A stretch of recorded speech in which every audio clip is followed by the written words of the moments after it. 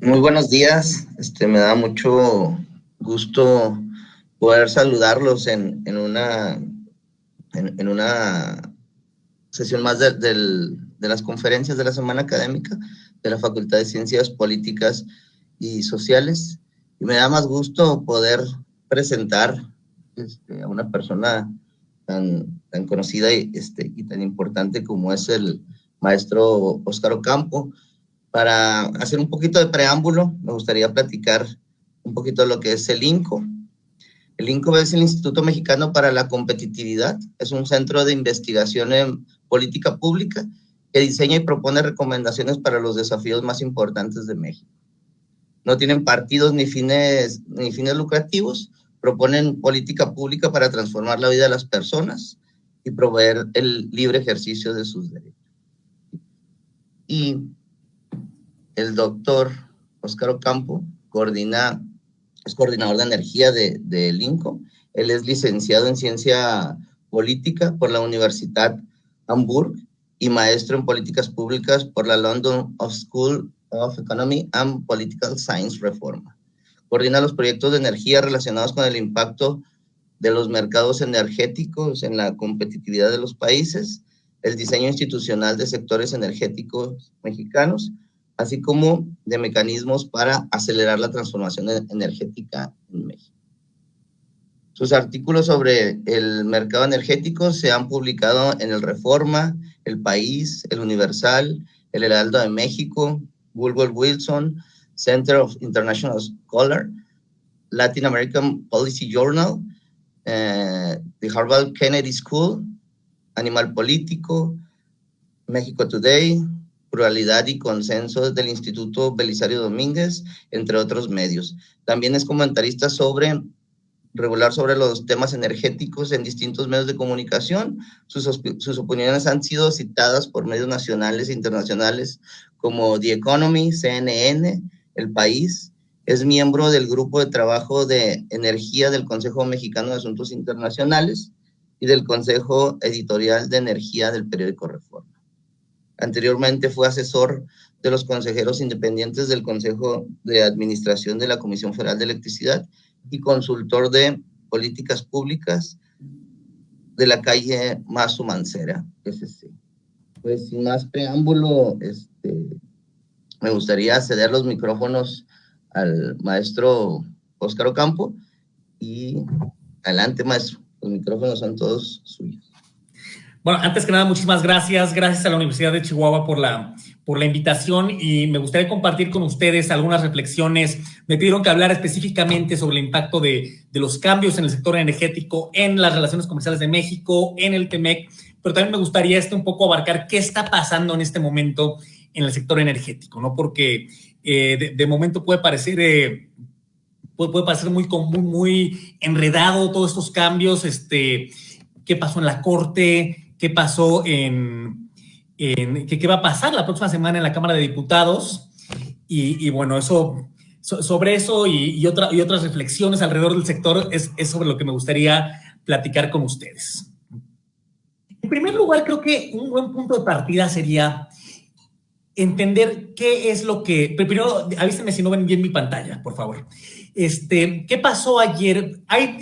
¿Qué está pasando ahorita? Hay dos iniciativas, ¿no? Bueno, una reforma que se aprobó en marzo del año pasado, que es la reforma a la ley de la industria eléctrica, y una iniciativa de reforma constitucional que envió el presidente López Obrador en octubre del año pasado y que se discute en la Cámara de Diputados la próxima semana. Aunque ambas iniciativas comparten el objetivo que en el fondo es limitar la participación privada en la generación eléctrica y beneficiar al actor del Estado, el antiguo monopolio del Estado, que es la Comisión Federal de Electricidad. Sin embargo, las dos iniciativas difieren en los alcances. La reforma del año pasado, la reforma a la ley de la industria eléctrica, lo que hace es cambiar el orden mediante el cual las centrales inyectan su energía a la red y de esta forma beneficiar a las centrales de combustibles fósiles que opera Comisión Federal de Electricidad.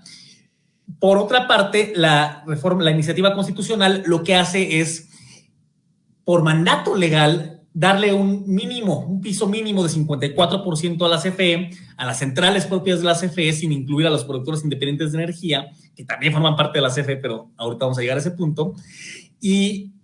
Pero va más allá de eso también, porque elimina al regulador independiente, que es la Comisión Reguladora de Energía, elimina al operador independiente del sistema, que es el Centro Nacional de Control de Energía, el CENACE, declara litio como una actividad exclusiva, de explotación exclusiva del Estado mexicano, cambia la naturaleza misma de las empresas productivas del Estado, quitándoles esta naturaleza de empresas productivas del Estado y volviéndolas algo que se llama organismo de Estado, que no queda muy claro cómo se vería ya en una implementación. Así es que, nada más para tener en mente, son dos iniciativas, dos cambios que se parecen, que comparten objetivos, pero que difieren fundamentalmente en sus alcances.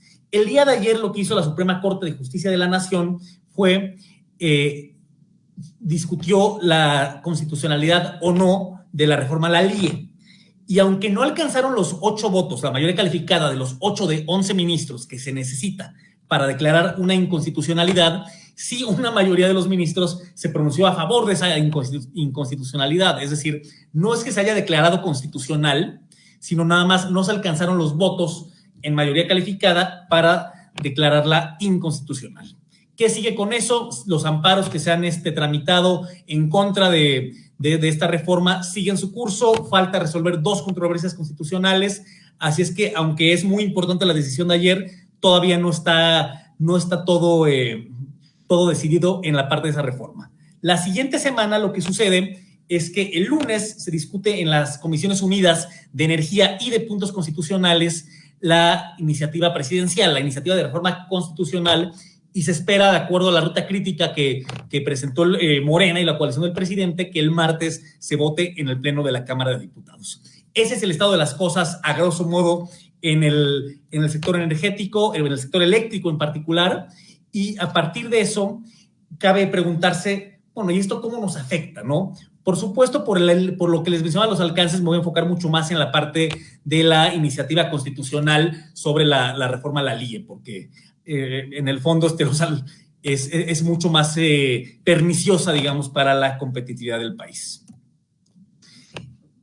¿Y cuáles son los impactos, ¿no?, de estos cambios? Vamos a simplificarlo en 3 grandes rubros. En primer lugar, está el impacto de finanzas públicas. En segundo lugar, el del medio ambiente, y ahorita me voy a meter más al detalle de cada uno de ellos. Y en tercer lugar, y aquí es donde me gustaría clavarme mucho más, en la parte de Estado de Derecho y en el clima de inversión de este país. Por la parte de finanzas públicas, tenemos el costo de los subsidios eléctricos que cada año la Secretaría de Hacienda, en el presupuesto de egresos de la Federación, destina un monto para compensar las pérdidas por subsidios. Recordemos que el 97% más o menos del consumo residencial de electricidad está en tarifa subsidiada y, por ejemplo, en 2022 Hacienda erogará más o menos 73 mil millones de pesos para compensar estas pérdidas por subsidio a la CFE, y en la medida que se aumente tu costo de generación, bueno, ¿qué es lo que sucede? Tendría que aumentar, por un lado, o las tarifas o los subsidios, ¿no? Aquí sí es un poco más binaria la discusión, o aumenta uno o aumenta el otro. No, alguien tiene que pagar ese mayor costo de generación por la razón que ahorita en un minuto vamos a comentar. ¿Cómo se ve la generación eléctrica de acuerdo a quién genera esa energía?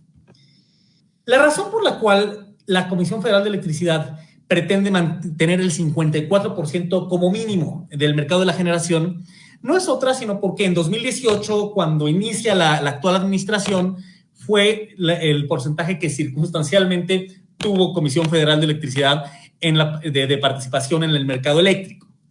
Ahora, hay un matiz muy importante aquí, 2 matices de hecho. El primero es que ese no es el porcentaje real que tiene CFE. O sea, CFE tiene ese 54%, vamos a vernos al PAI de 2018.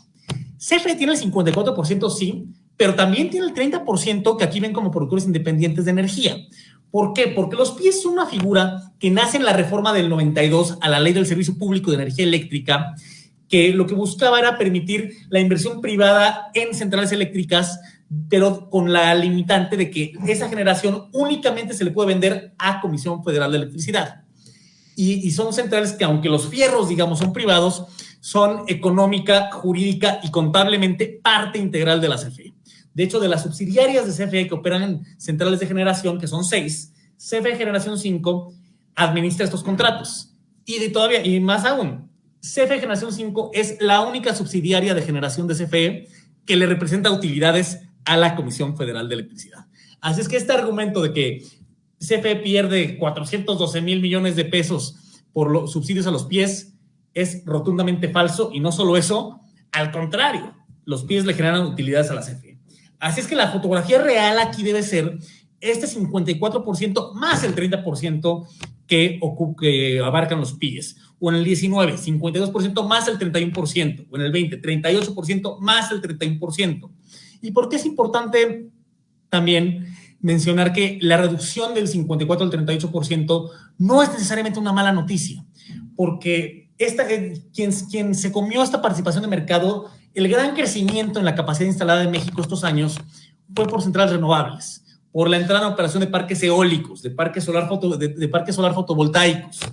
Así es que buena medida de esta reducción es la historia del incremento en el tendido de energías renovables, cosa que quizá a la CFE no le guste, pero a nivel país, a nivel sistema eléctrico mexicano, es una buena noticia.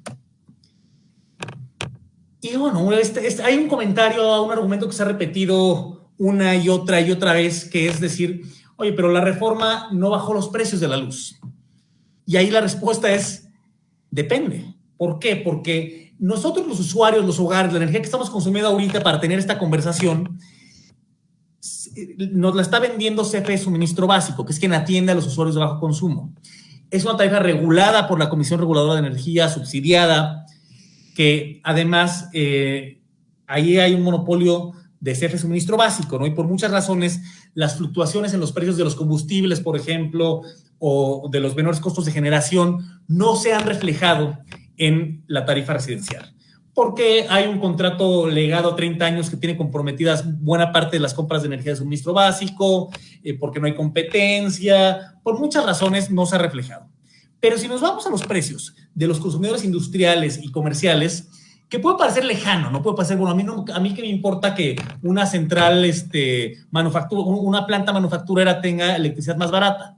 Bueno, la respuesta sí nos impacta, porque la electricidad es un insumo fundamental para cualquier tipo de producción. Y ustedes en Chihuahua lo sabrán bien, ¿no? Chihuahua es una de las potencias exportadoras de este país, una de las grandes historias de éxito del TLC de América del Norte. Y en la medida que tú tengas acceso a energía eléctrica más competitiva, tu producción manufacturera es más competitiva, y a nivel macroeconómico eres más competitivo. Así es que esto en sí mismo es una buena noticia. Y aquí esta gráfica es muy bonita porque nos habla de cómo el mercado eléctrico mayorista sí ha bajado los precios.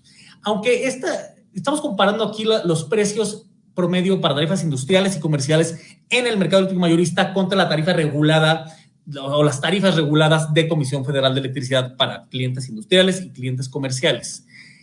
Ahora, aquí hay un matiz importante, que es que los precios en el MEM no están contemplando potencia y servicios conexos, y la tarifa regulada de CFE sí. Pero lo importante aquí es ver las tendencias, ver cómo la tarifa regulada no ha seguido la tendencia decreciente que sí han seguido los precios en el MEM.